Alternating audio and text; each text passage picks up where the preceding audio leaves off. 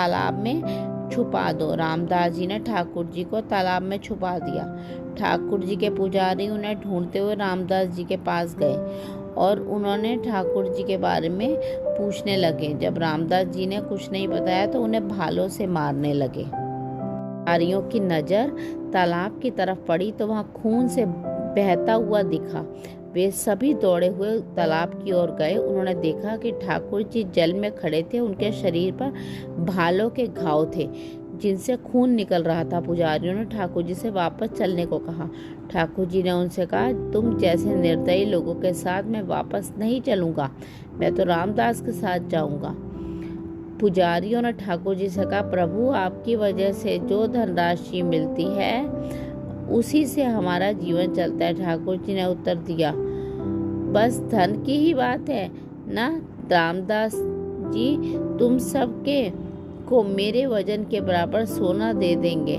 सारे पुजारी यह सुनकर खुश हो गए और इस प्रस्ताव पर राजी हो गए। यह सुनकर रामदास जी बोले, अरे प्रभु, एक तो आपने वैसे ही मुझे पिटवाया और अब रहे हो कि मैं इन्हें सोना दे दूं।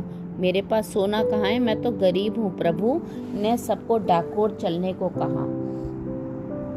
रामदास जी आगे आगे ठाकुर जी को बैलगाड़ी में लेके चले।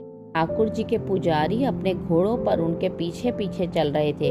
डाकोर पहुंचने के बाद ठाकुर जी ने रामदास जी से कहा कि एक तराजू ले आओ और उसकी एक तरफ सोना रख दो। ठाकुर जी खुद तराजू के एक तरफ बैठ गए। रामदास जी ने कहा, प्रभु हमारे पास तो सोना ही नहीं है। ठाकुर जी ने कहा, तुम्हारी पत्नी की एक छोटी पतली सी सोने की नथ है, उसे ले आओ, मैं उसी में तुल जाऊंगा।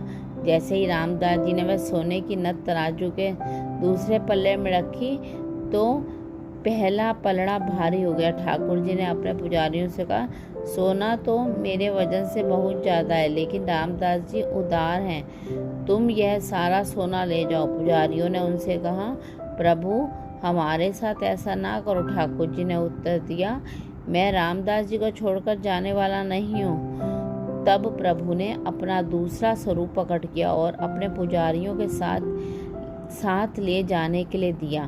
श्री रणछोड़ जी रामदास जी के घर में ही विराजे।